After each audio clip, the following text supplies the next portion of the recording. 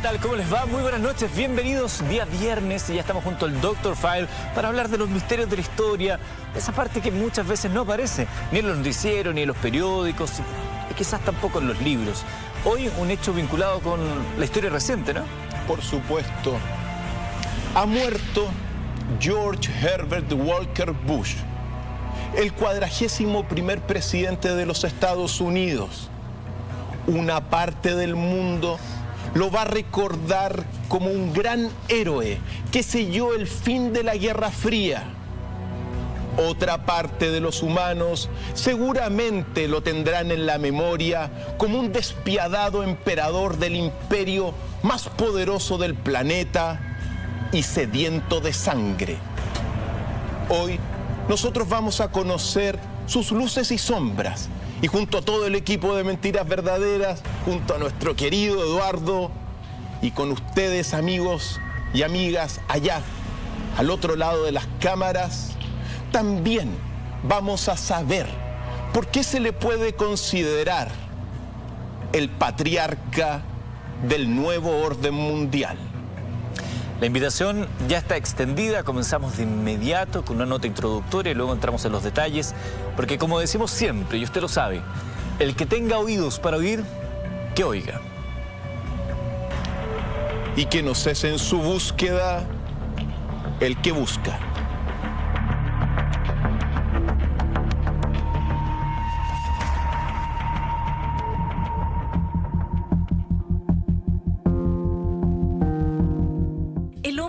De la mayor potencia mundial del planeta entre los años 1989 y 1993 y artífice fundamental de la caída de la Unión Soviética y de Saddam Hussein, ha fallecido a sus 94 años.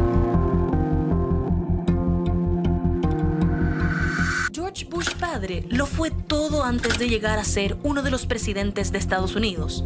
Congresista republicano y luego cabeza principal de este partido, embajador en China y ante las Naciones Unidas, director de la CIA y vicepresidente bajo el mandato del presidente Ronald Reagan.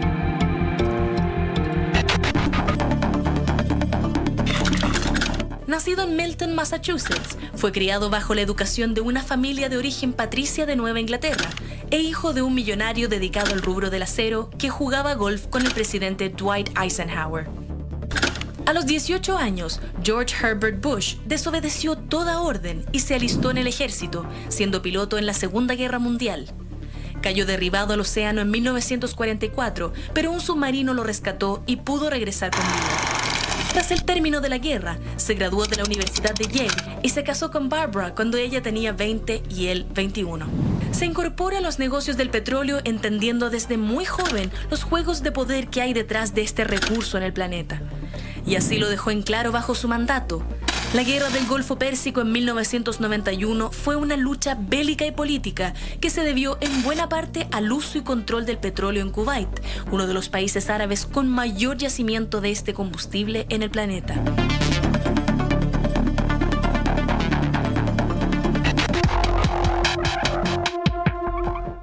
El patriarca del nuevo orden mundial también influyó en la caída de la Unión Soviética, marcando así el fin de la Guerra Fría y declarando la victoria del capitalismo para el mundo.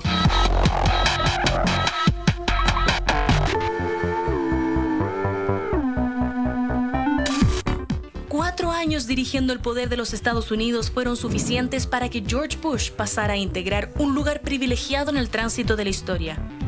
En sus últimos años fue víctima de un severo Alzheimer que lo mantuvo alejado de la vida pública hasta que Trump apareció en escena. El 2016, George Bush padre y toda su familia mostraron su desacuerdo ante el trumpismo generalizado apoyado por los republicanos e hicieron un llamado a votar por Jeb Bush, precandidato a la Casa Blanca, que finalmente fue derrotado en las primarias por el actual presidente Trump. Hoy, en Mentiras Verdaderas, la historia de luces y sombras de un hombre que marcó la vida de nuestro mundo presente.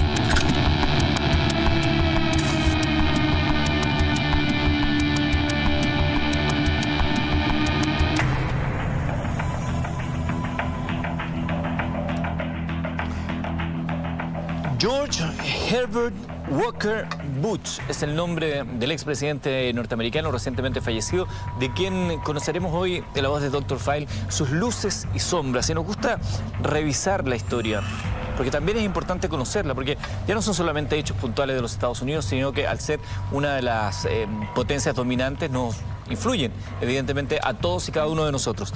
Podemos hablar de algunos rasgos de su juventud y de esta famosa fraternidad de huesos y calaveras. ¿Cómo se llama? Skulls and Bones. Sí, efectivamente. Bueno, algo se decía en la nota introductoria. Él nació en 1924 y en 1936 ingresó a la Academia Phillips en Massachusetts, donde va a comenzar sus estudios, una escuela y un colegio muy privilegiado dentro de esa región de los Estados Unidos. Y por cierto, importante para su futuro, va a ser capitán del equipo de béisbol de su colegio y también del fútbol americano, que van a ser condiciones después que precisamente van a destacar dentro de la fraternidad de los Skulls and Bones, que lo vamos a ver. Eso es muy propio de los norteamericanos, la popularidad en la secundaria a través de los deportes. Lo hemos visto en cientos de películas donde se retrata esto, pero cuán importante es dentro del escalafón, digamos, juvenil, estar siendo partícipe de este tipo de actividades, más aún si eres el capitán. Y capitán, como tú lo dijiste. Mira, pero rápidamente a los 18 años, y sobre todo en 1941, cuando se da el ataque a Pearl Harbor por la Fuerza Aérea Japonesa, él decidió ingresar inmediatamente a la aviación naval y participó e integró el escuadrón torpedo durante todo el conflicto aquel de la Segunda Guerra Mundial.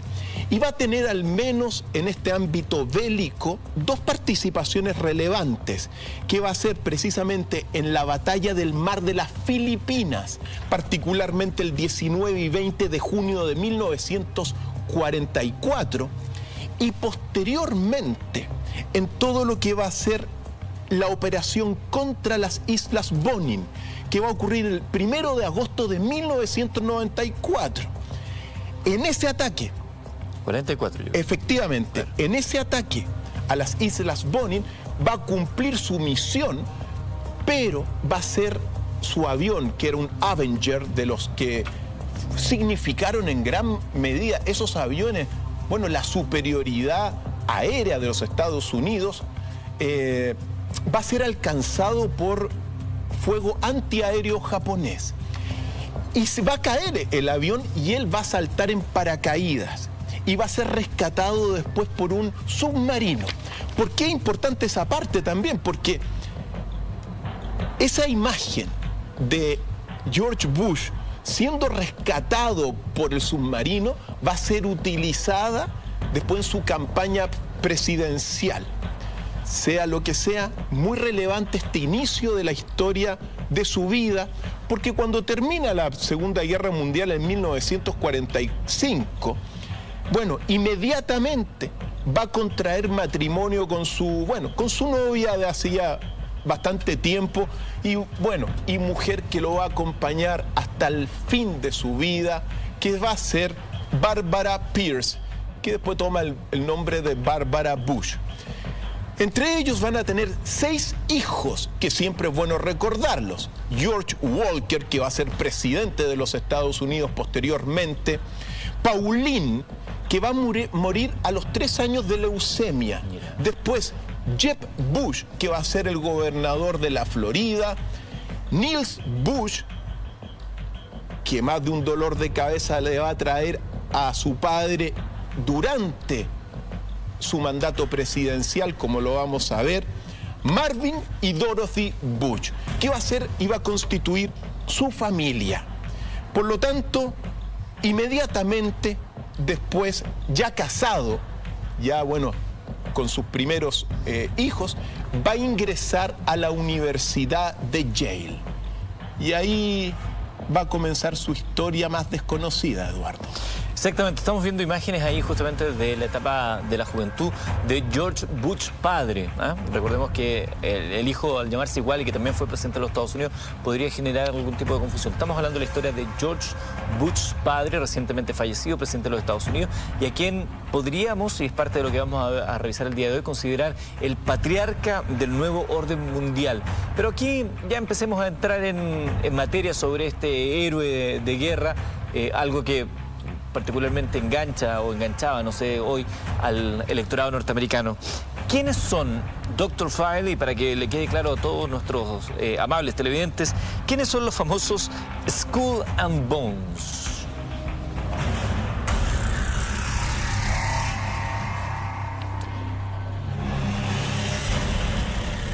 Los Skulls and Bones, o calavera y huesos, va a ser una de las más antiguas fraternidades universitarias de Yale. Y George Bush padre va a integrarla cuando ingresó a esa casa de estudios.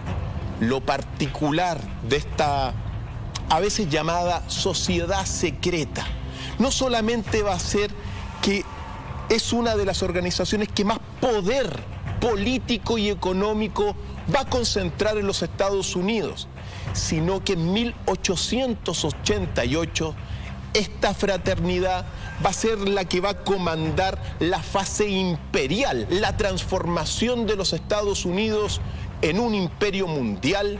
Y también se dice que de esta fraternidad surgieron las primeras ideas de lo que se va a llamar el nuevo orden mundial. Eduardo, los Skull and Bones, en total, desde 1832, desde que se forma esta fraternidad, va a concentrar demasiado poder. Mira, iniciados dentro de esta fraternidad han sido en la historia unos 2.500, miembros de toda esta familia de los huesos y de las calaveras. Recordar algunas cosas de esto, porque estamos hablando de una fraternidad que tiene sus orígenes en todo lo que fue un grupo proveniente de Inglaterra, es decir, los protestantes, anglosajones, británicos que llegaron a Estados Unidos van a tomar cuerpo en todo lo que va a ser las Skull and Bones. Y desde que llegaron van a ser en gran medida quizá esta fraternidad universitaria, la de mayor poder político y económico de los Estados Unidos. Ahora, al ser de estos herederos británicos, calvinistas, presbiterianos, van a tener unas ideas bastante oligárquicas. Ellos se van a sentir realmente como superiores a todo el resto de grandes civilizaciones que han existido. Eso no hay que olvidarlo. Se van a sentir superiores a los romanos, a los alemanes, a los judíos, a los bizantinos, a los persas. Se van a sentir, mira, los únicos que van a igualar a los Skull and Bones, según los documentos secretos de estas desclasificaciones. Hubo una desclasificación en el año 2003 de un libro publicado por Chris Millikan que se llama Desenmascarando a los Skull and Bones. Y ahí, a partir de esta fuente y de otros documentos, uno puede decir que ellos se sentían realmente como una clase superior mundial. ¿Como unos elegidos? Por supuesto que sí, Eduardo. Menospreciando en ese sentido al resto y solo igualados también por lo que se llama la Compañía de las Indias Orientales Británicas. Miembros de los Skull and Bones importantes, el padre de George Bush, que se llamó Prescott Bush, y también el hijo, es decir, familia de huesos y calaveras, Quisiera saber si hay algún indicio de dónde viene el nombre, porque entiendo que hay una historia ahí con la calavera del indio Jerónimo, pero no me lo cuento todavía, Dr. File, porque tenemos que hacer la pausa, es la primera de la noche. Tenemos mucho todavía que recorrer en la historia de George Bush esta noche de viernes, acá en Mentiras Verdaderas. Regresamos.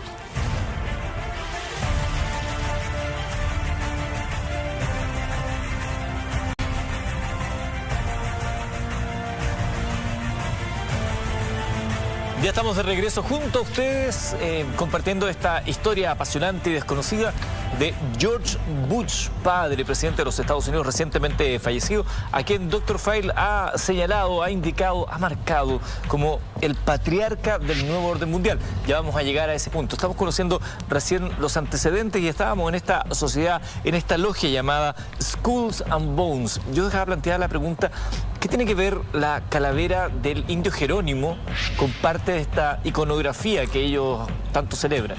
Mira, pensemos que esta fraternidad fue fundada en 1832 y aparece con un símbolo de la calavera con unos huesos.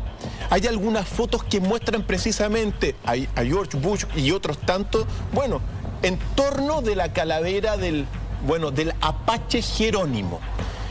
Y el simbolismo, aquí lo estamos viendo. Justamente eso.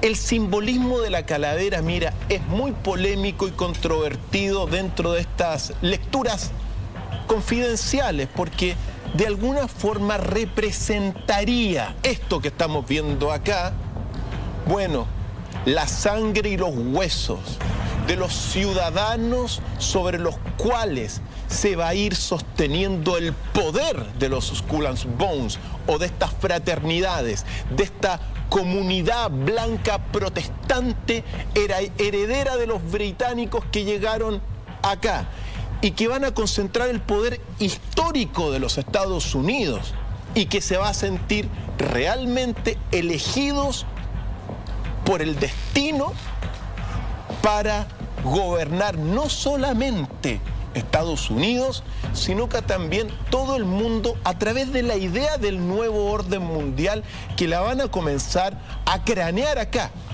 Hay que decir también que George Bush fue y participó de otra fraternidad en Yale que se llamó Delta Kappa Epsilon, también muy antigua, de 1842.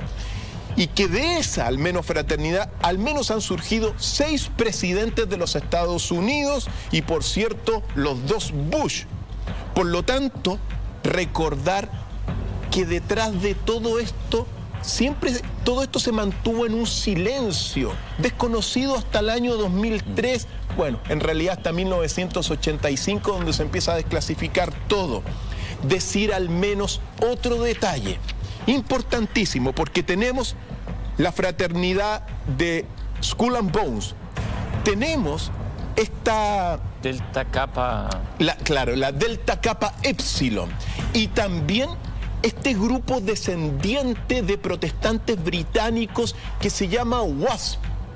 WASP significa White Anglo-Saxon Protestant, es decir, protestantes blancos anglosajones, que van a ser los que después van a detentar el poder, se van a transformar en estas fraternidades, se van a concentrar en estas fraternidades, pero que también a partir de estos grupos va a surgir un cuarto grupo que se llama el Proyecto para un Nuevo Siglo Americano. Ese proyecto para el nuevo siglo americano se va a desprender de acá, pero se va a fundar en 1997. Todo el gobierno del hijo de este hombre que vemos en pantalla va a ser partícipe de este proyecto, que va a estar detrás del liderazgo mundial de los Estados Unidos para este año, involucrado en la destrucción de las Torres Gemelas, en la doctrina Bush y, por cierto, en la Segunda Guerra de Estados Unidos en Irak, que lo devastó. Por lo tanto, tenemos en el fondo, a partir de estos 4 grupos, quizá pensando en el llamado Club de la Bohemia también, quizá los grupos que mayor concentración de poder en los Estados Unidos se ha tenido en la historia, una oligarquía blanca de los cuales depende ahora muchas partes del mundo. Estamos conociendo la historia de George Bush, sus antecedentes, cómo llega este estudiante de Yale que pertenece a estas cofradías a ser un empresario petrolero y posteriormente a presidente de los Estados Unidos. Podemos señalar entonces con claridad que George Bush padre, lo mismo que su padre y lo mismo que su hijo, pertenecía a una oligarquía que buscaba cambiar el orden mundial.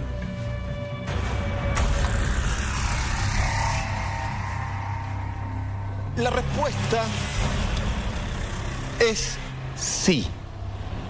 George Walker Bush, su padre y también el padre, el abuelo, pertenecientes a una verdadera oligarquía blanca protestante, vinculado con calvinismos y también sectores presbiterianos que van a concentrar el poder en torno no solamente del petróleo, sino que también del oro.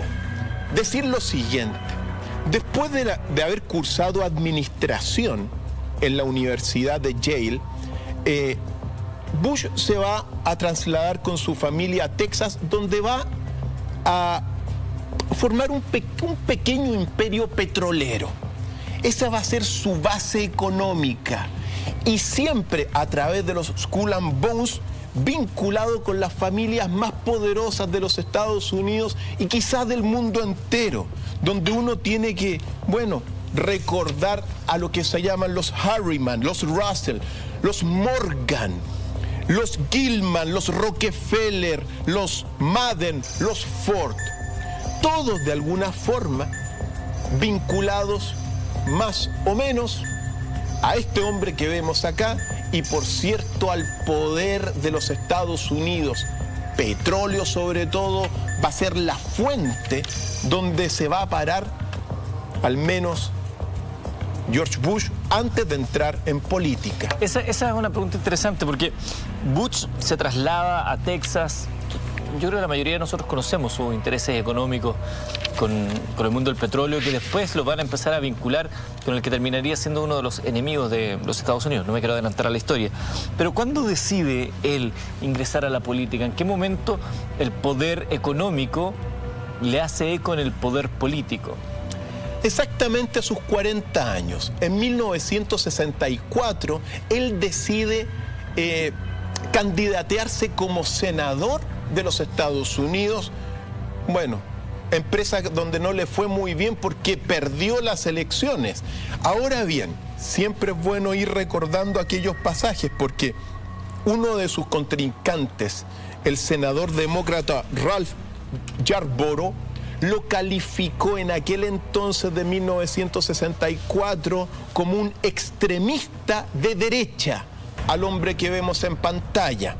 Al mismo tiempo, en aquel entonces, recordemos que 1964-65 estaba todo el discurso de Martin Luther King, claro, por los derechos de los negros. Bueno, en aquel 1964, el expresidente de los Estados Unidos se opuso a todo lo que eran los derechos civiles de los negros, porque uno tiene que decirlo, venían de esta oligarquía, de una sociedad secreta, una fraternidad que se sienten hasta el día de hoy predestinadas a gobernar los Estados Unidos y el mundo entero. Tú mencionabas WASP, te comienzan señalando que son de piel blanca, la supremacía de la piel blanca. Me parece muy interesante ese dato porque, según lo que yo sabía de Bush, su carrera política había empezado el 67, cuando es elegido diputado, pero no conocía de este primer intento a senador 3 años antes. Por supuesto. Después, efectivamente, ahí es elegido diputado del Congreso de los Estados Unidos.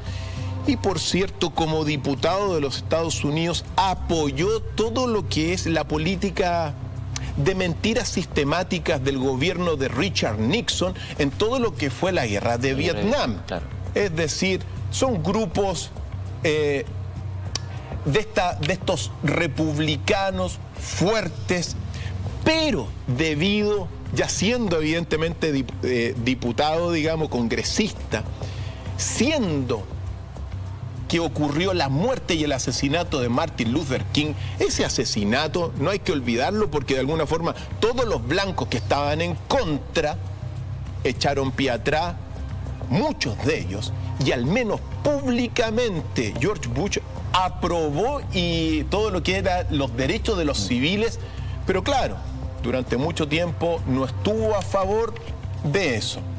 Y también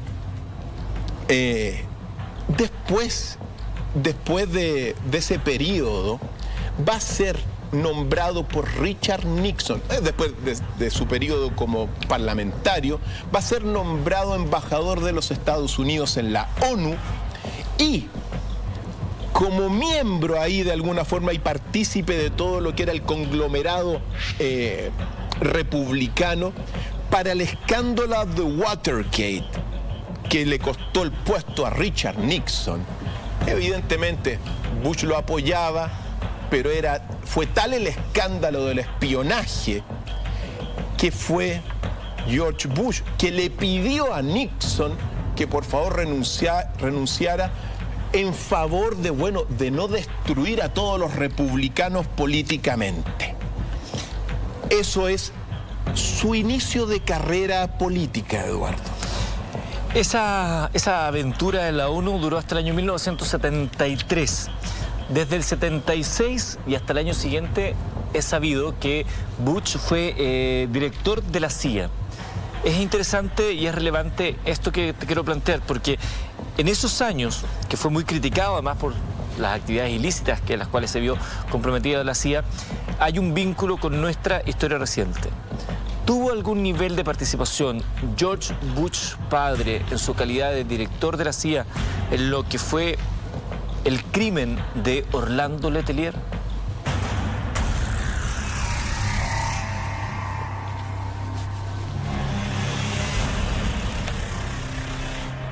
Amigos y amigas, todos sabemos que en 1995 la Corte Suprema de nuestro país dictaminó que el autor intelectual del homicidio de Orlando Letelier habían sido el general Manuel Contreras y el brigadier Pedro Espinosa, y que los autores materiales fueron dos cubanos nacionalistas, Virgilio Paz y Dionisio Suárez, y un agente de la CIA llamado Michael Townley, doble agente porque también participó en algunas operaciones con la DINA, y en este sentido, como informante pagado de la DINA y como agente de la CIA, justo en momentos donde George Bush padre era el director del Servicio de Inteligencia de los Estados Unidos. Nos tenemos que detener un minuto en esto, Eduardo, porque ¿qué es lo que sucede realmente después de toda la historia? Y uno lo tiene que decir porque, bueno, a nosotros nos convoca la búsqueda de la verdad, Eduardo. Y en este sentido, mira,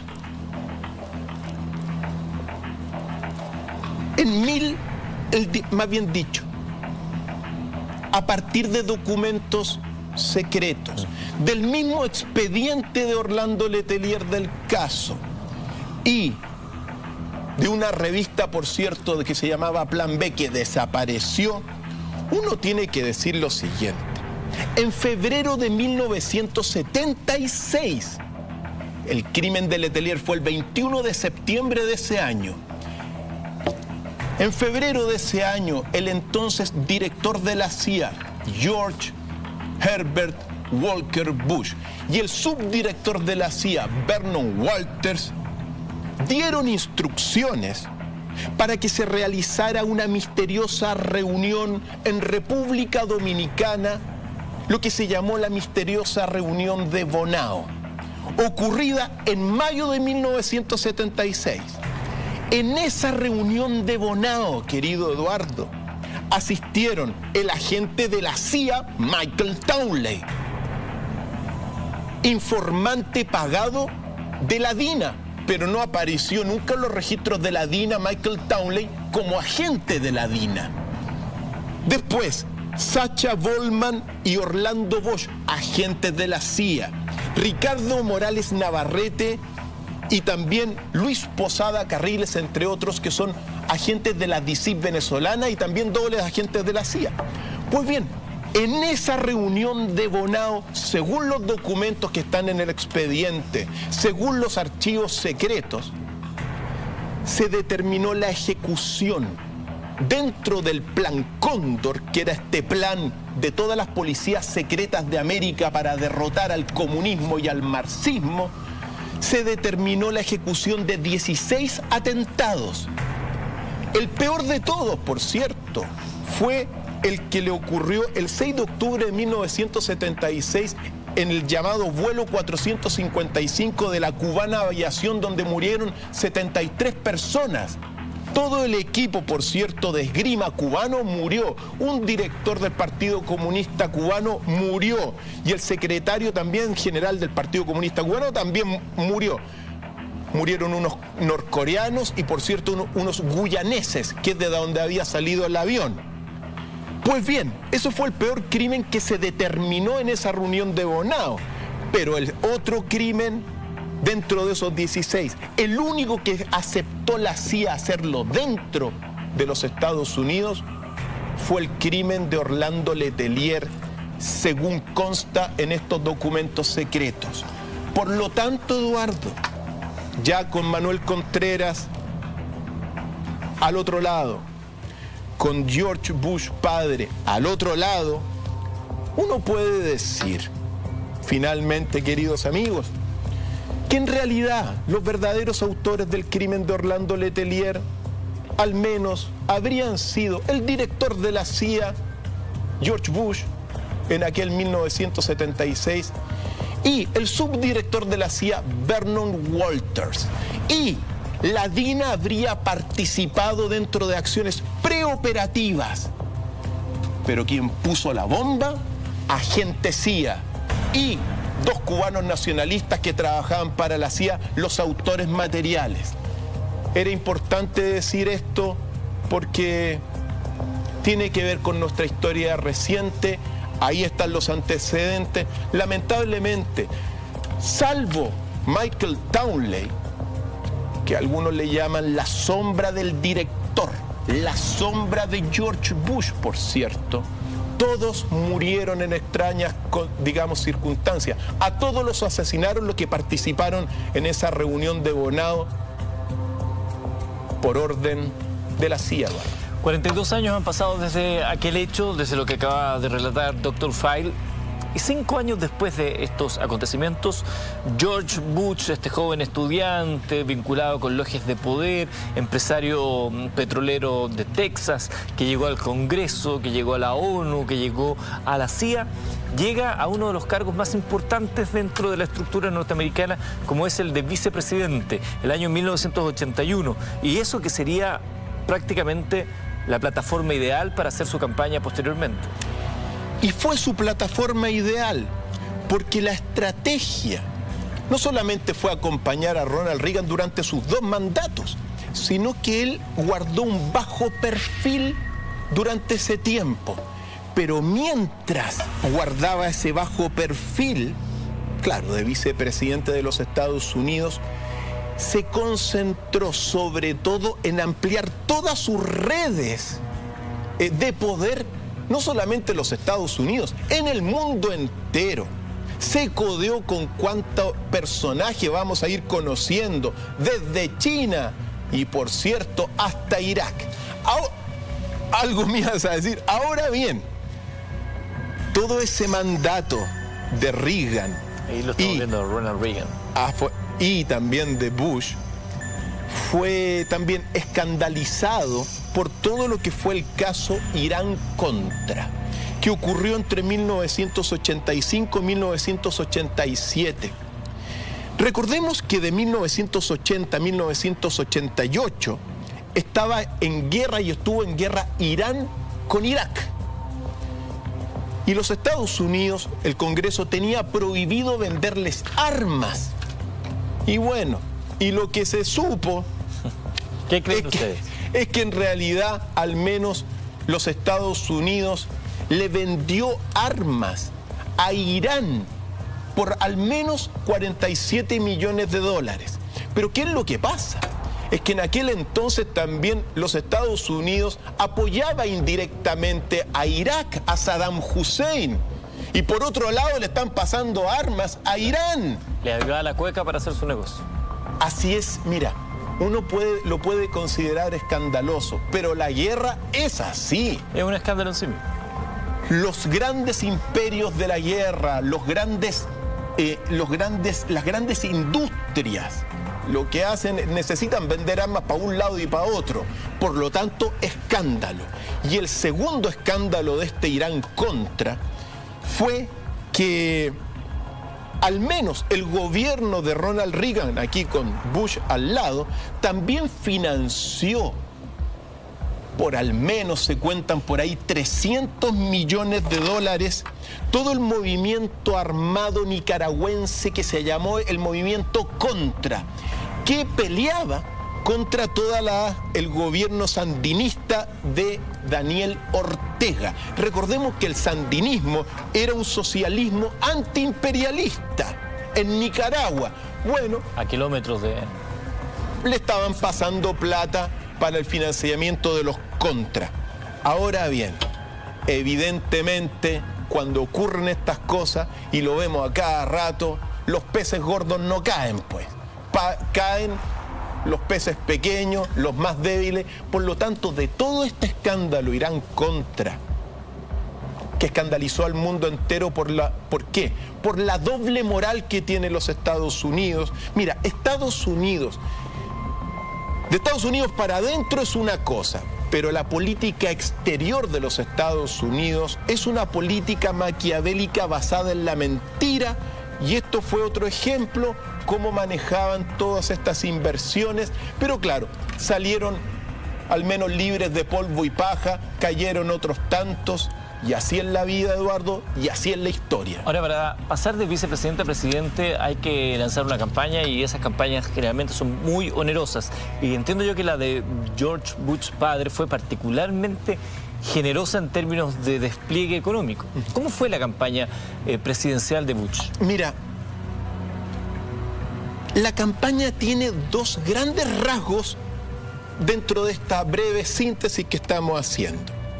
Pero lo primero que uno tiene que señalar, Eduardo, dentro de la historia de los Estados Unidos, nunca un presidente ha dispuesto de un servicio de mayor propaganda comunicacional como en la campaña presidencial de George Bush. Se dice, al menos 28 directores de medios participaron en la campaña, a tal grado que solamente es comparable la campaña propagandística de George Bush a lo que hizo Joseph Goebbels con todo lo que fue Hitler. Con la propaganda nazi. Por supuesto. Ahora, bueno, algo tienen que ver ahí la Alemania nazi también con los Skull and Bones, porque, mira, el papá de George Bush habría financiado a través de un banco como su director, habría financiado también a Hitler. Y por otro lado también los Skull and Bones se dice que comían con una cubierto de plata de Hitler. Pues bien, el primer rasgo entonces de esta campaña fue poderosísima. Y que llega hasta el día de hoy, Eduardo, cuando uno ve los periódicos lamentables de este país, aquí los principales periódicos de nuestro país lo elevan como un gran héroe a Bush. Y en realidad todos tienen luces y sombras, no nos pongan las puras luces nomás, pues. Si todos tienen dos caras. No se enoje conmigo, doctor File. Pues, no, pero sí con el control de las conciencias. Entonces, eso fue el primer rasgo. La propaganda fue gigante. solamente comparable a la que hizo Goebbels con Hitler. Y el otro rasgo tiene que ver con su director de finanzas, Eduardo, que se llama Robert Mosbacher. Él lo que hizo, mira, recolectó alrededor de 85 millones de dólares para la campaña, ¿ya? 25 de esos millones se fueron al comité republicano. Pero el escándalo no fue ese, sino que muchos contribuyentes a la campaña de Bush que le pasaban $100.000, ese era el piso. El piso. El piso de $100.000. Bueno, los que pasaban $100.000, bueno, se les aseguraba algún puesto en alguna embajada, algún puesto. Es decir, lo que estaba haciendo era lo que se llama la venalidad, que eso es una práctica que viene de Roma, la venta del cargo público. Entonces, bueno, yo le paso $100.000, me voy a asegurar de alguna embajada por ahí. ¿Cuánto cuesta? Claro. Por lo tanto, eso fue de alguna forma, dentro de muchas otras cosas. No le fue bien al principio en la campaña presidencial, después repuntó y después le ganó a Dukakis con un 53%. Pero también uno tiene que decir lo siguiente para entender bien. Desde 1925 o 26, esa elección fue con la menor participación ciudadana de la historia de los Estados Unidos. Solamente participó en la elección el 49% de la elección. Entonces, esto también nos lleva a un problema que se vive acá, que es la falta de legitimidad de las democracias que hoy día uno tiene. Porque todos sabemos que en nuestro país tampoco en la última elección no votó la mayoría. Piñera en ese sentido tiene un 37% de población, pero la mayoría está en otra. Bueno, algo parecido le pasó a Bush en aquella elección. Termina asumiendo en enero de 1989 y viene asociado a otro personaje insigne como Henry Kissinger. A Henry Kissinger, que va a ser un hombre clave porque no solamente va a formar parte del Consejo de Seguridad de él, sino que Henry Kissinger está directamente involucrado y partícipe no solamente en la conformación del nuevo orden mundial, sino que también, en todas las políticas que tienen que ver con la seguridad. Y en este sentido, cuando asumen,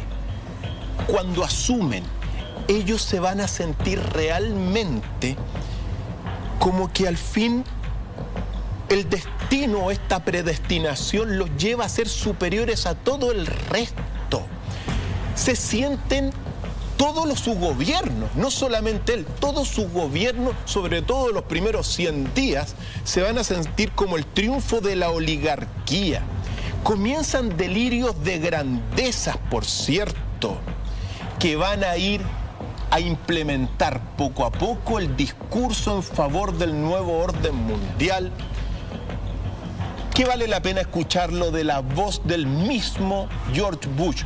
Tenemos una declaración dentro de este inicio de esta administración que se va a sentir en ese sentido la futura administración llamada a controlar el mundo, como vamos a ver. Escuchemos la siguiente declaración. We have before us the opportunity to forge for ourselves and for future generations a new world order, a world where the rule of law, not the law of the jungle, governs the conduct of nations. When we are successful, and we will be, we have a real chance at this new world order, an order in which a credible United Nations can use its peacekeeping role to fulfill the promise and vision of the UN's founders. Muy evidentemente lo que señala ahí George Bush. Decíamos que él asume en enero de 1989.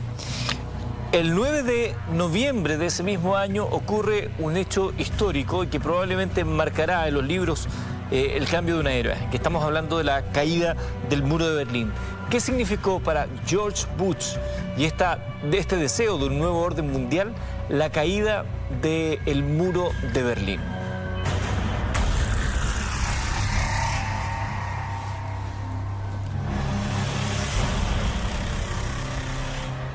la caída del muro de Berlín va a marcar la vida de George Bush padre, en cuanto que lo va a catapultar como el gran héroe de los Estados Unidos, que va a sellar el triunfo del capitalismo frente al comunismo en la Guerra Fría. Y al mismo tiempo, queridos amigos y amigas, lo va a hacer sentir como un verdadero emperador del nuevo orden mundial. Eduardo, llegado a este punto, eso fue lo que sucedió. La Unión Soviética y los Estados Unidos se dieron cuenta ya por los 80 que ninguno de los dos iba a poder conquistar el mundo mediante la Guerra Fría. Las economías de ambos conglomerados estaban débiles, pero claro, mucho más debilitada la soviética.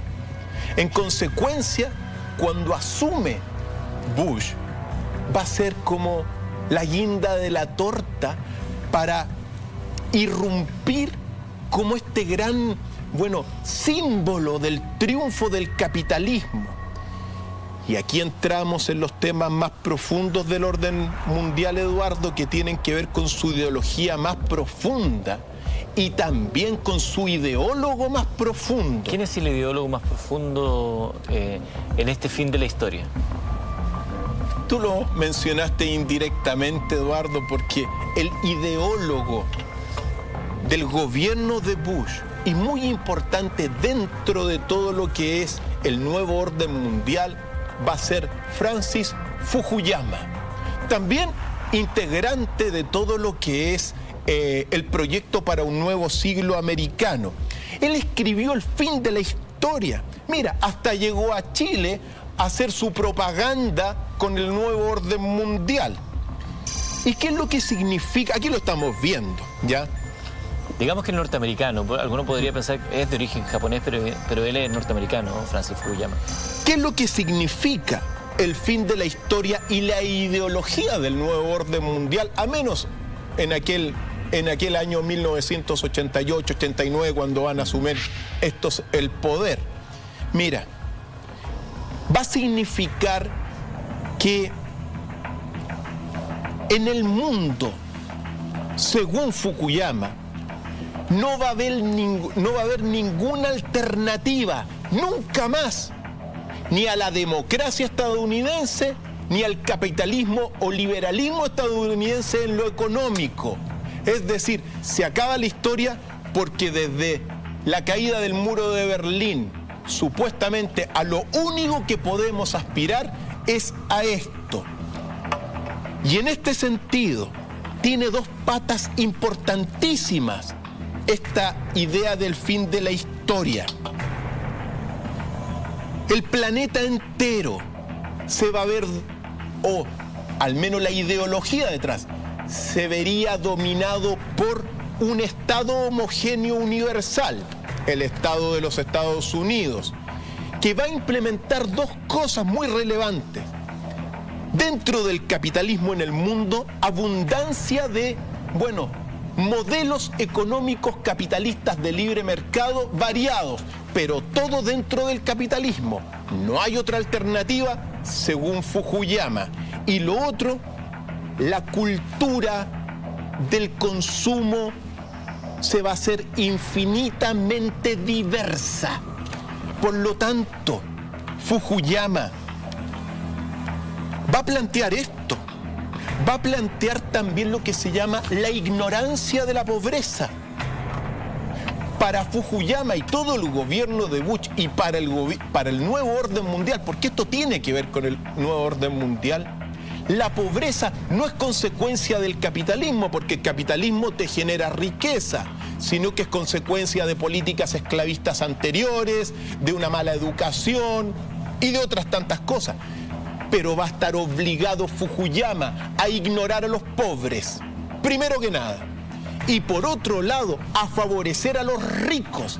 Recordemos que de alguna forma todos los protestantes blancos, anglosajones, que concentran el poder, al ser protestantes y ser calvinistas y presbiterianos, el tener recursos económicos es señal de estar bien con su Dios. Y la pobreza es señal de estar mal con su Dios. Por lo tanto, a los pobres, el nuevo orden mundial los va a ignorar, Eduardo. Esa es la ideología que se va a ir instaurando a partir del gobierno de Bush. Es interesante también ese libro, que es absolutamente recomendable leer, no tanto por lo que dice, sino que por tener un juicio crítico al respecto, que al terminar la lucha de las ideologías se da el paso, porque van a seguir ocurriendo cosas en la historia, a la ciencia. Fukuyama, este norteamericano de origen japonés, es uno de los principales ideólogos de la doctrina de George Bush, historia que estamos conociendo el día de hoy. Claro que si Francis Fukuyama lo tendría, si lo tuviese aquí enfrente, sus postulados caerían como un palitroque, Eduardo. ¿Ya? Eso hay que decirlo, porque a mí no me... O sea, ¿qué iba a decir? Que la única alternativa en el mundo entero es la democracia y el capitalismo, y que no hay otra alternativa más que esa. Vaya. Pero así es el nuevo orden mundial y tenemos una declaración ya dentro de este contexto para ir profundizando en este patriarca de este sistema que busca el control del mundo entero, pero que no lo ha logrado todavía. Vamos a escucharlo.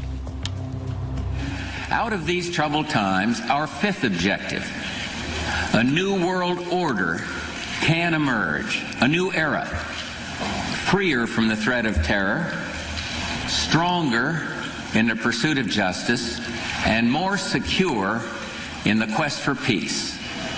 An era in which the nations of the world, east and west, north and south, can prosper and live in harmony. 100 generations have searched for this elusive path to peace, while 1,000 wars raged across the span of human endeavor. And today that new world is struggling to be born. A world quite different from the one we've known. A world where the rule of law supplants the rule of the jungle. A world in which nations recognize the shared responsibility for freedom and justice. A world where the strong respect the rights of the weak. Qué interesante cuando parte esa locución y dice un mundo donde el flagelo del terror y del terrorismo desaparezcan. Y fue justamente en la administración de su hijo donde esto cobra más notoriedad que nunca. Y fíjate tú, también uno tiene que decirlo, y termina diciendo que se van a preocupar de los débiles. Mira, el discurso acá es sobre todo, no está orientado al pueblo, está orientado a la oligarquía en el poder. Y uno tiene que decir aquí al menos un par de aspectos. Mira, durante el primer año de Bush, lo que hizo fue despreciar a la miseria de los Estados Unidos, a todos los menesterosos para afuera, esto está mal con Dios. Segundo elemento, favoreció, por cierto, mira, una asociación de ahorro que se llamaba SL, cuyo director, uno de los directores, era su hijo Niels Bush.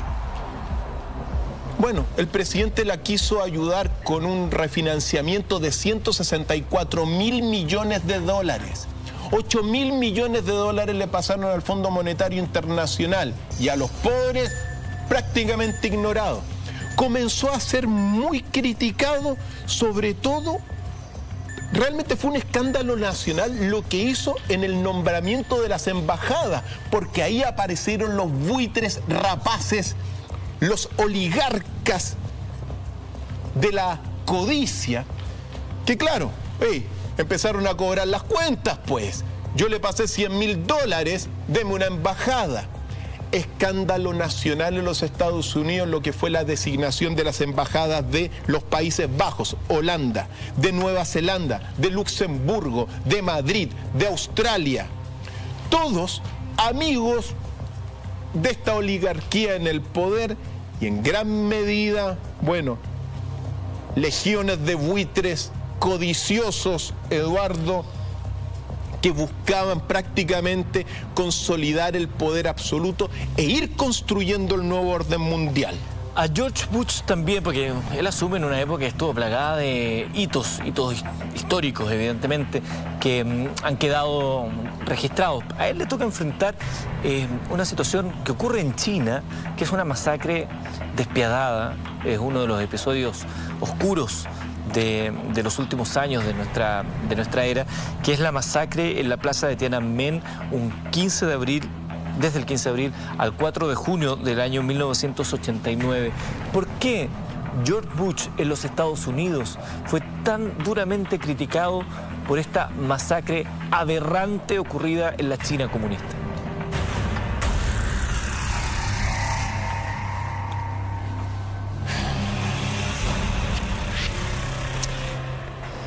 La masacre de Tiananmen va a significar una inmensa crítica a George Bush simplemente porque no apoyó a los manifestantes, a los estudiantes que reclamaban contra, el gobierno del Partido Comunista Chino ultra severo que ocurría en aquel lugar.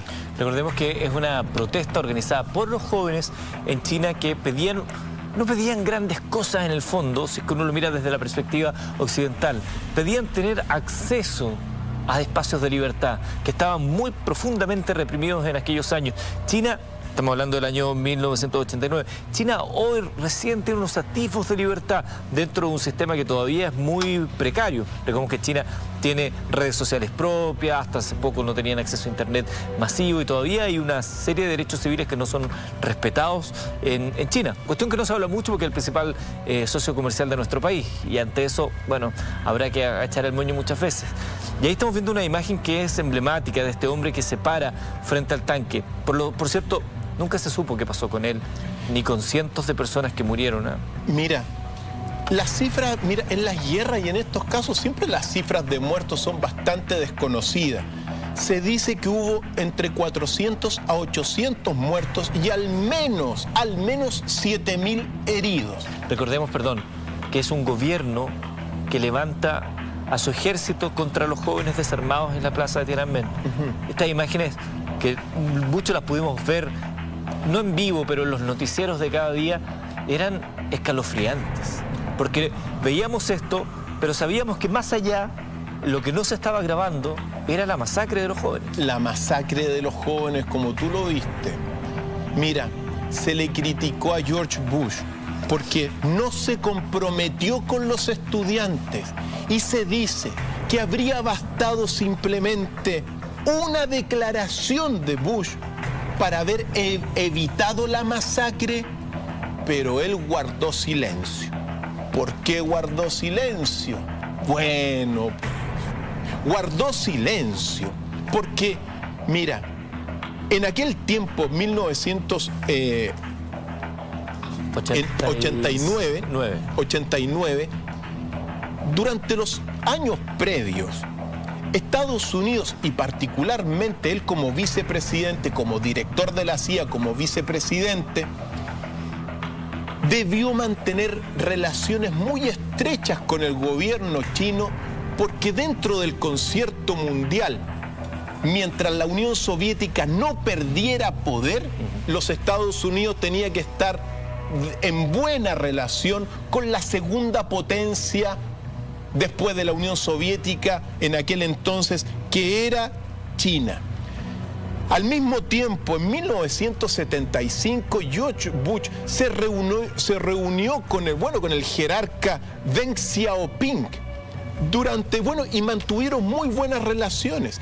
Y también hay que decir que el silencio del gobierno de Bush se debió en gran medida a Henry Kissinger. Henry Kissinger, por cierto, tenía contratos de consultorías muy lucrativos con todo lo que era el gobierno chino de aquel tiempo. Entonces, habría sido él el que detuvo cualquier manifestación en contra del gobierno chino comunista y quizá hubiese apagado la Bueno, la masacre, se dice que hubiese bastado una palabra de Bush, pero guardó silencio. Lo que dijo fue posteriormente lo siguiente, después de la masacre: yo viví en China, comprendo la importancia de la relación del pueblo chino y su gobierno. A los Estados Unidos le interesa tener buenas relaciones. Sería todo. Entonces, por eso fue muy criticado en este episodio. Un episodio tremendo, la masacre de la plaza de Tiananmen. Las cifras oficiales, como decía Dr. File, 400, 800. Según algunas cifras de la Cruz Roja, se habla de más de 2.500. Y según un telegrama desclasificado de Inglaterra, se habla de una cifra que varía entre los 7.000 y 10.000. Como pueden ver, una dictadura evidentemente esconde sus propias muertes. ¿Ha escuchado usted hablar de la operación Torres de Vigía? ¿Ha escuchado hablar usted de la política de educación que tuvo George Bush? Bueno, al regreso de la pausa lo conversamos junto al Dr. File.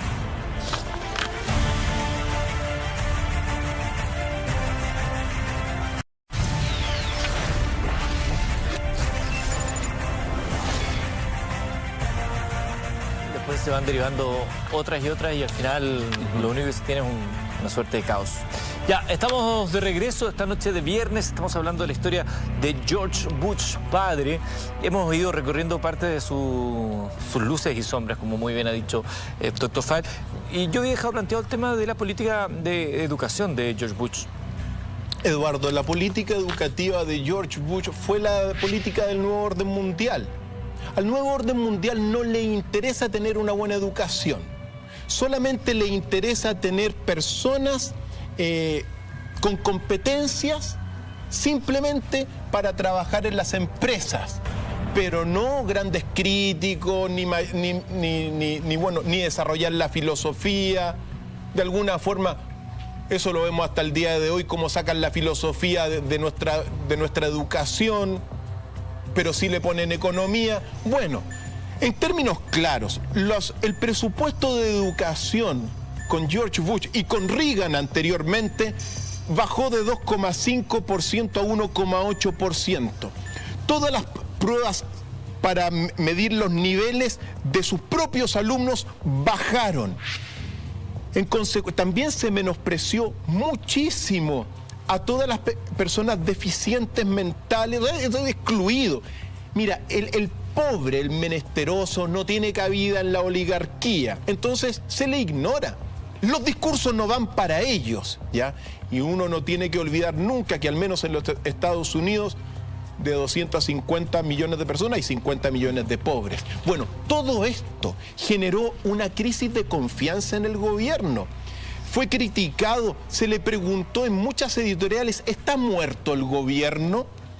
Hubo un déficit también fiscal, se le acusó de malversación de fondos. En consecuencia, había que hacer algo para salir de esta crisis, Eduardo. El nuevo orden mundial y su manifestación en la educación, pero el nuevo orden mundial también tuvo acciones concretas. Quiero preguntarlo desde esta perspectiva. ¿Fue la invasión a Panamá una señal del nuevo orden mundial en la administración Bush?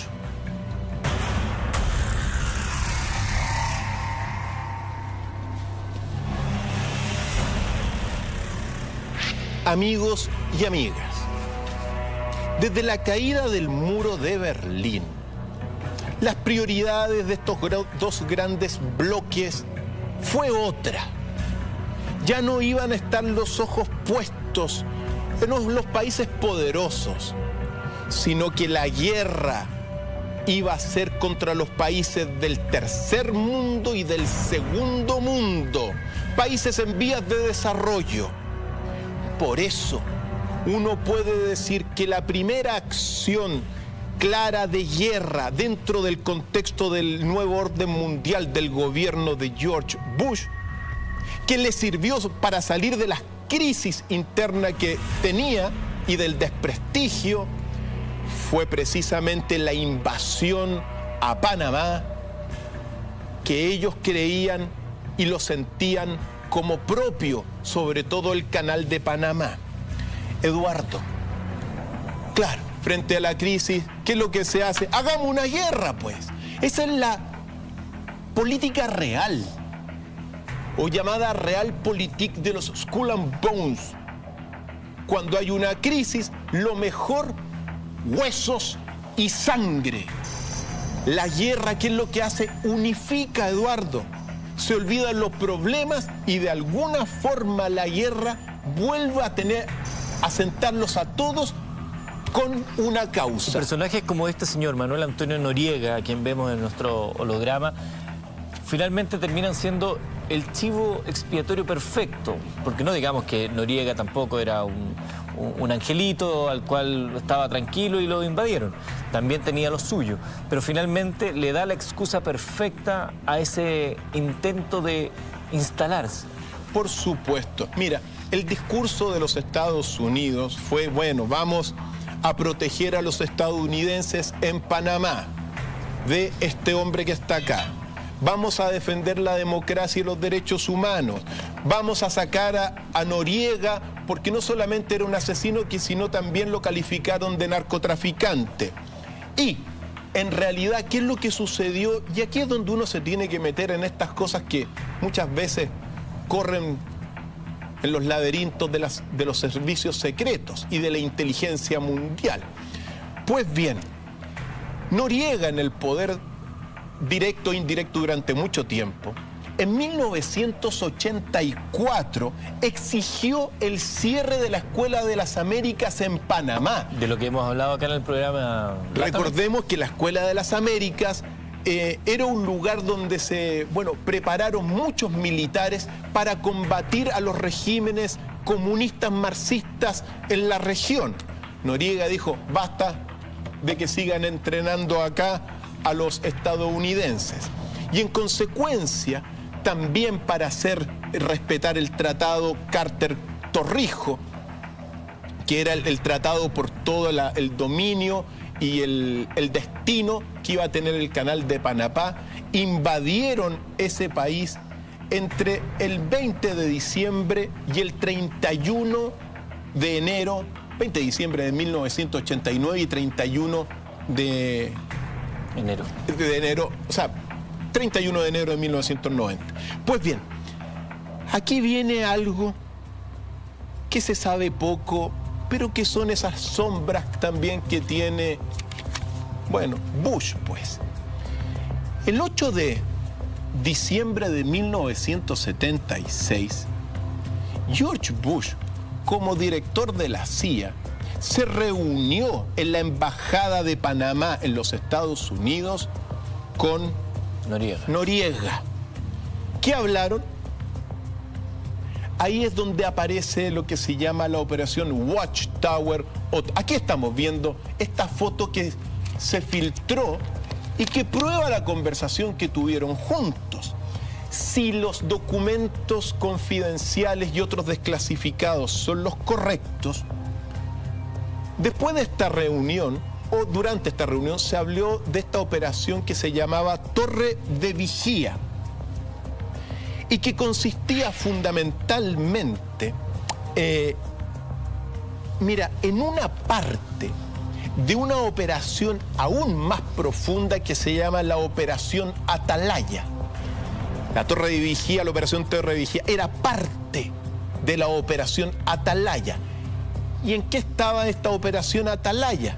Según estos documentos y particularmente según las declaraciones de Edward P. Cutolo, que es un comandante de las Fuerzas Especiales estadounidenses en Colombia. Pues bien, se habrían reunido con Noriega, Bush, para permitirle a los Estados Unidos, contrabandear cosas libremente por el canal de Panamá, desde Colombia hacia los Estados Unidos y que pasaran, como decimos, piola, pues, ¿ya? Ahora bien, habría participado detrás de estas operaciones de contrabando la CIA, la inteligencia del Mossad también, pero si las declaraciones son las correctas, yo me permito leer lo que dijo este comandante de las Fuerzas Especiales de los Estados Unidos. Dijo, la carga transportada en el avión desde Colombia a Panamá era cocaína. si esto es así, uno tiene que decir que al menos hay una sombra, porque quizá en esa conversación con Noriega, bueno, se habría concertado el hacer vista gorda a cambio de un pago que se le hacía a Noriega anualmente. Claro, era de buena onda. Sí, la CIA, o sea, Noriega trabajó para la CIA, parece que haciendo pasar todas estas cosas. Así es la vida, así es la historia, una conspiración, pero decir una declaración de Noriega, Eduardo, que dice en una entrevista con el periodista Mike Wallace del 4 de febrero de 1988. ¿88? 88, antes. Una conspiración del Departamento de Justicia en su contra por haber impedido el entrenamiento de soldados de los Estados Unidos en la Escuela de las Américas. Primer argumento. Y lo único que nos protegerá, dice, de ser atacados política y económicamente por los Estados Unidos es permitir que los contras se entrenen en Panamá. Bueno, este es el contexto de estas operaciones Atalaya y Torre de Vigía, donde habría estado también metido Bush. Y su administración, los contra nuevamente, los mismos de Irán, contra, ahí se vuelven a aparecer. Y finalmente este hombre que vemos en pantalla termina como muchos de los enemigos que antes fueron socios de Estados Unidos, pagando ellos en los platos rotos. Pero quiero preguntar algo que es un poco el origen de este capítulo de hoy. Cuando conversábamos en las semanas, en la pauta de los temas por donde enfocar este episodio, Dr. Phil dijo, ¿es George Bush el patriarca del nuevo orden mundial o el emperador, si es que se quisiera ver también, del nuevo orden mundial? ¿Por qué Dr. Phil puede afirmar que George Bush padre se convierte en el patriarca del nuevo orden mundial?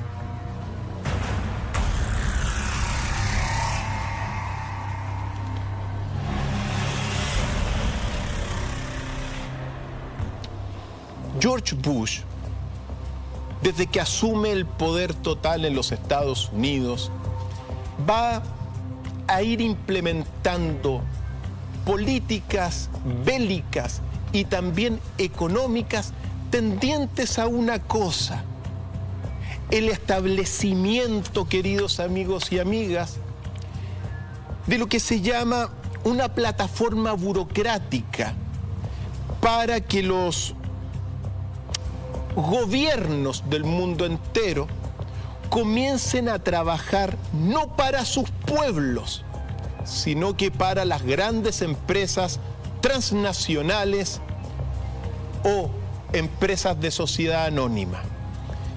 Todo esto se lleva a cabo por dos caminos: el establecimiento de los grandes tratados de libre comercio que va a impulsar George Bush, y también por la guerra contra las naciones más débiles del mundo.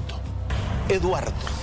Me imagino que acá unos viejos amigos conocidos de este programa, como es el Club de Bilderberg, tendrán algo que decir en ese contexto que usted señala, doctor Phil. Para meternos de lleno, decir lo siguiente: mira, el nuevo orden mundial se estableció en la reunión del Club Bilderberg de 1968, que se realizó en Canadá.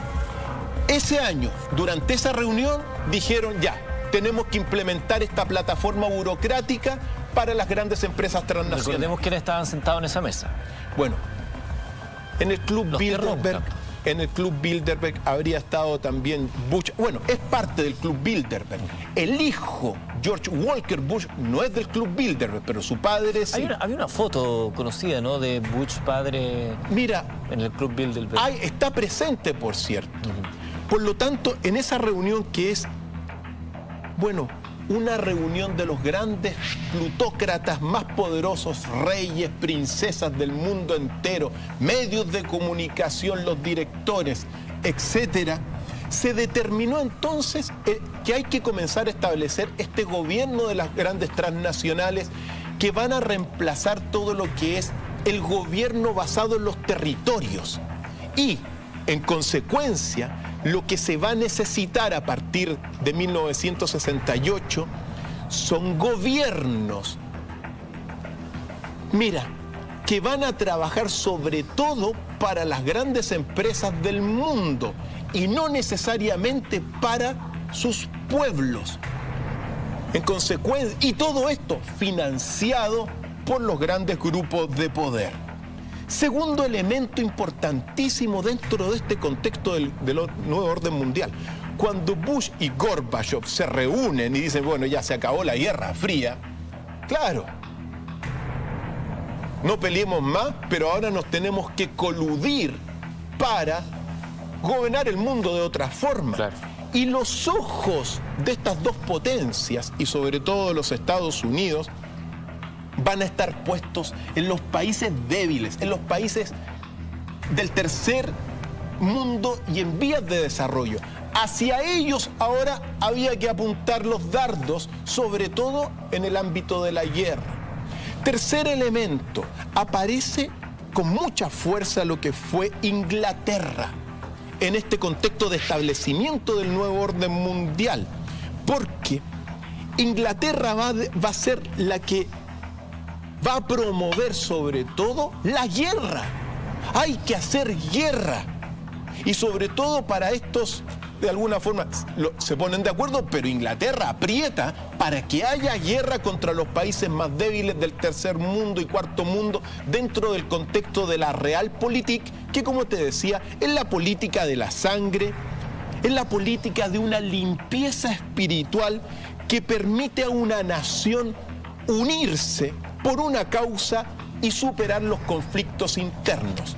Y como cuarto elemento de esta preparación mundial, aparece que, bueno, Irak le ganó de alguna forma la guerra a Irán en 1988, por lo tanto también aparece este país como un país que va a haber, digamos, donde se van a centrar los ojos de Estados Unidos, Inglaterra y, por cierto, Israel.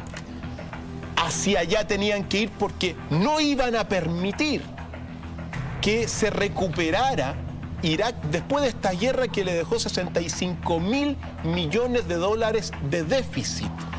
Y es aquí cuando va a comenzar realmente el establecimiento a nivel global de lo que va a ser el nuevo orden mundial. Uno tiene que recordar también que todo lo que son los observadores sionistas, el sionismo es como el brazo más duro de Israel, ellos definen como seguridad mínima en la región la capacidad de Israel para derrotar a la coalición de todos los países árabes unidos. Esa es eso es su definición de seguridad mínima. Y es aquí donde va a comenzar en 1988, mira, lo que se llama la preparación y el debilitamiento de Irak para la guerra, la tormenta del desierto que va a comenzar. Ahora, otro elemento, porque claro, esto pasa en un ámbito, y en el ámbito económico, como lo señalaba también, Bush aparece como el primer promotor de los tratados de libre comercio, que después los vamos a firmar acá en Chile, de norte a sur. Sí, pues.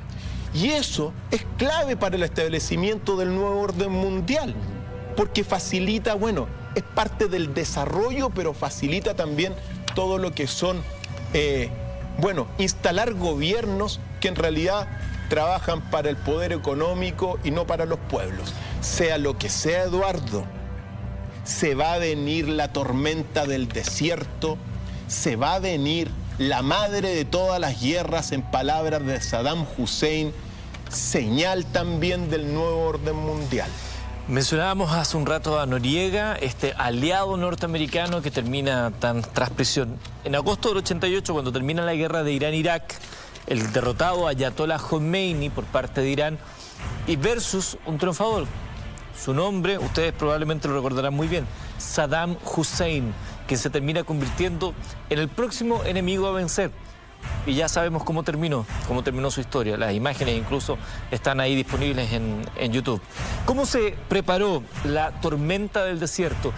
Que debe ser una de las primeras guerras transmitidas en vivo por la televisión mundial, y los alcances que tuvo esto en el nuevo orden. Al regreso de la pausa, junto a Dr. File, última pausa de la noche.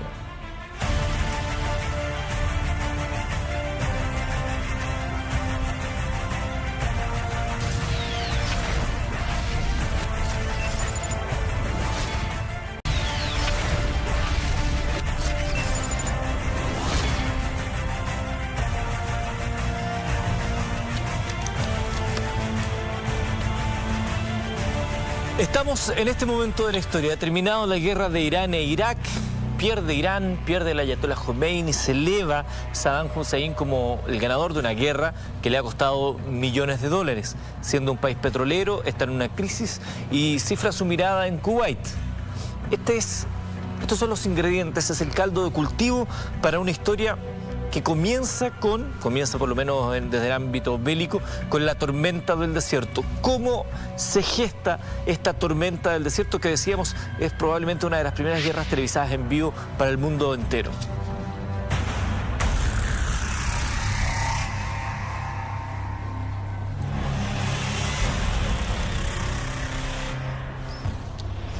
Los ojos, después de la caída del muro de Berlín, van a estar puestos sobre todo en los países del tercer mundo y del segundo mundo, y particularmente en Irak.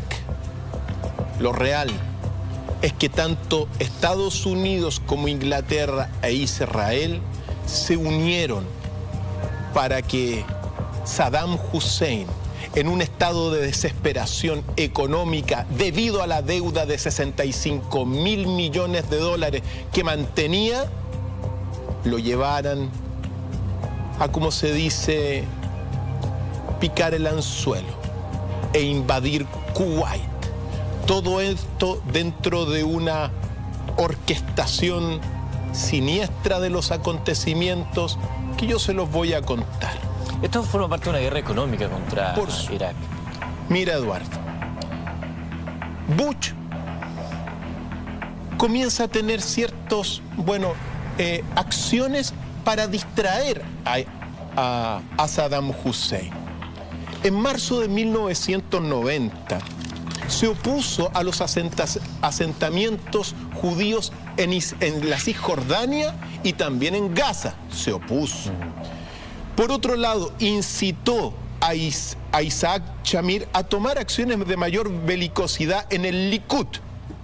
Después, condicionó los préstamos a Israel por 400 millones de dólares y se suspendió el diálogo con la OLP. Dentro de esas primeras acciones, lo que va a hacer... Ahí estamos viendo a Saddam Hussein. Aquí estamos viendo a Saddam Hussein. ¿Qué es lo que sucede?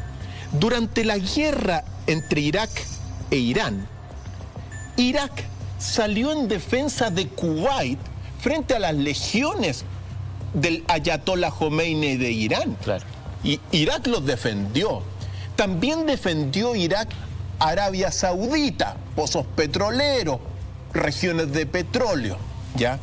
¿Y qué es lo que sucedió? Y quedó acogotado con 65.000 millones de dólares de deuda.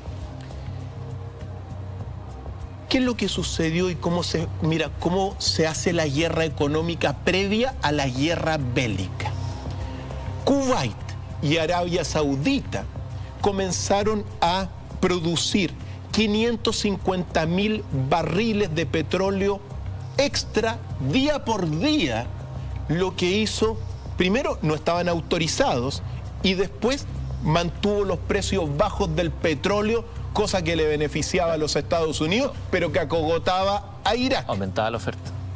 Después, Kuwait, en un pozo petrolero que se llama Rumalia, que está en la frontera con Irak, que es una técnica de los petroleros de siempre. Se meten para abajo, meten las cañerías y empiezan a robar el petróleo, digamos, del subsuelo, del otro lado, de la frontera.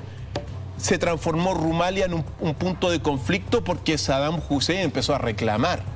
También le había pedido Saddam Hussein, bueno, ahora ayúdenme a mí, después, yo lo ayudé primero, ayúdenme a mí ahora. Sin embargo, el emir de Kuwait, que se llamaba Jaber al-Sabah, lo que hizo, no solamente no lo ayudó, sino que se cuenta que comenzó a imprimir, mira, masas y masas de billetes falsos de la moneda iraquí para generar una hiperinflación. Y, por cierto, en un momento dado, todas estas circunstancias van a llevar a la desesperación a Saddam Hussein. ¿Por qué? Porque no tenía cómo salir de la crisis económica en la cual estaba. Y acusó directamente al emir de Kuwait de realizar textualmente una conspiración sionista estadounidense contra Kuwait, apretándolo por todos lados, bajando el precio del petróleo, promoviendo la hiperinflación. Y mientras tanto, en todas las reuniones que tuvo en esta situación, los Estados Unidos, Inglaterra, le decían que, bueno, no iban a intervenir en un posible conflicto de Irak con Kuwait. Particularmente hay nombres claves como Tiny Rowland, que es un empresario británico, custodio de las propiedades reales británicas, que estuvo en julio de 1990 en Irak. Algunos dicen que él le habría dicho que Inglaterra no iba a hacer nada si invadían Kuwait. Después, las tropas iraquíes ya el 16 y 17 de julio de ese año 1990 se meten y ya avanzan contra la frontera. Pero hay una reunión el 24 de julio de una de las secretarias del Departamento de Estado de los Estados Unidos, Margaret Tweedwiller, que dice textualmente: no tenemos ningún tratado de defensa con Kuwait y no hay compromisos de los Estados Unidos especiales para defender Kuwait. El Washington Post publicó también en ese julio: los Estados Unidos probablemente no desafiarán directamente la acción de Irak que se avecina, sino que se unirán a los gobiernos árabes para presionar a Irak a que deje Kuwait. El 25 de julio de 1990, April Glaspie, embajadora del Servicio Exterior de los Estados Unidos, se reunió con Saddam Hussein a pocos días que se detonara la guerra y dijo: no tenemos ninguna opinión sobre el conflicto árabe ni sobre su desacuerdo fronterizo con Kuwait. Tengo instrucciones directas del presidente para buscar mejorar las relaciones con Irak. Eso fue el 25 de julio. Sí. La guerra comenzó el 2 de agosto, estamos a días. Y en consecuencia, ¿qué es lo que va a suceder? Lo que todos sabemos. El día 31 de julio, el 2 de agosto de 1990, más bien dicho, las tropas iraquíes van a cruzar todo lo que es la frontera con Kuwait y va a comenzar una guerra. Ocurre lo que todos sabíamos y que muchos esperaban. Eso es lo peor. Y eso es lo que sucede, porque inmediatamente cuando atacan y cruzan la frontera, ahí aparece Bush y dice: el statu quo y una mayor expansión de Irak es inaceptable.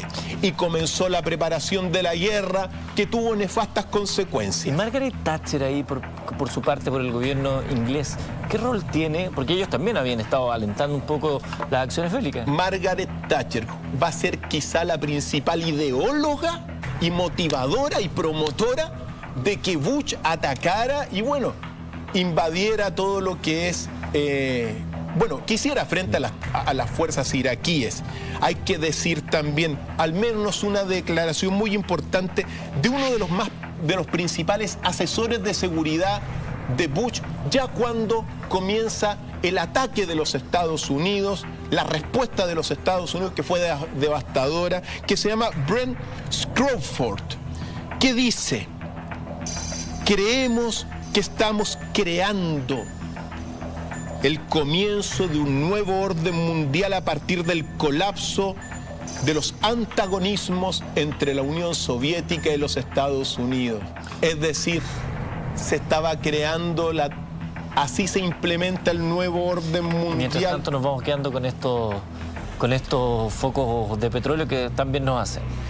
Y en este sentido es el momento cuando George Bush, el 16 de enero de 1990, cuando comienza la reacción estadounidense sobre Kuwait contra los iraquíes y también sobre Bagdad, que generó miles y miles de muertos. Transmitido en vivo por televisión, lo recuerdo perfectamente. Así es. Es ahí donde se desencadena la apoteosis del emperador guerrero sediento de sangre, Eduardo. Nos van quedando pocos minutos, perdón, Dr. File, en esta historia. Que hay un hecho que está vinculado con la guerra, con sus consecuencias, que es lo que se conoce como la carretera de la muerte. ¿Qué sucedió en la carretera de la muerte, Dr. File? ¿Qué es lo que sucedió, querido Eduardo? Eso ocurrió el 26 de febrero de 1991. Saddam Hussein, con sus tropas derrotadas, decide retirarse y avisa el retiro. Pero George Bush, ¿qué es lo que hace? Mientras las tropas ya se estaban retirando, ordenó la masacre de todas las tropas que iban desde Kuwait a Basora, que está a 50 kilómetros. Se habla de que este episodio fue quizá el más atroz de los crímenes de guerra de la historia contemporánea reciente, ocurrido ese 26 de febrero por orden de George Bush, que no quería que o al menos quería mandar una cuota de iraquíes muertos muy poderosa. No se sabe cuántos murieron, Eduardo. Tampoco. Se dice que 35.000 soldados, pero los ataques a la población civil, si estos datos son así, habría significado 465.000 muertos en lo que se llama, bueno, la carretera de la muerte. No, más allá, en todo el país. Eso es lo que el ataque a los civiles muertos es lo que tan fríamente se conoce como, tiene un nombre particular en el ámbito de la guerra, como el daño colateral. Daño colateral. Mira con la frialdad que llaman a la muerte de civiles, daño colateral. Por último, en estos últimos 2 minutos de programa que nos quedan, ¿cuál podría ser, de acuerdo a lo que hemos conocido, el principal legado de luces y sombras de George Bush padre? Eduardo, el principal legado quizás son dos.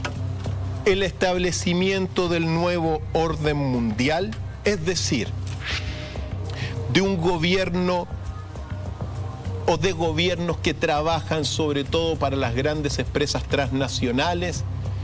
Y por otro lado, el legado de George Bush padre va a ser su hijo, George Walker Bush, que da para un capítulo entero. Un capítulo aparte, ¿eh? Sea lo que sea, uno puede decir que George Bush padre fue un patriarca del nuevo orden mundial, un orden que quería y que busca hasta el día de hoy llevar a la oligarquía blanca anglosajona protestante de los Estados Unidos a un control mundial. Ya sabemos que no ha sido posible, pero en realidad el nuevo orden se va a instaurar al menos en toda la región de América y más allá. ¿Estas historias también son parte del currículum de la academia? Por cierto que sí. No olviden nunca, amigos, que estamos cultivando la sabiduría, la historia en www.docfiles.cl. Nos vemos allá en la academia. Fuerza siempre y siempre. Ahí buscamos la verdad. Desde cualquier parte del mundo, ahí está la dirección. Estimados amigos, solo nos resta terminar con este mantra que queremos instalar. Y me gusta porque a veces me lo dicen en la calle. Amigos, el que tenga oídos para oír, que oiga. Y que no cese en su búsqueda el que busca.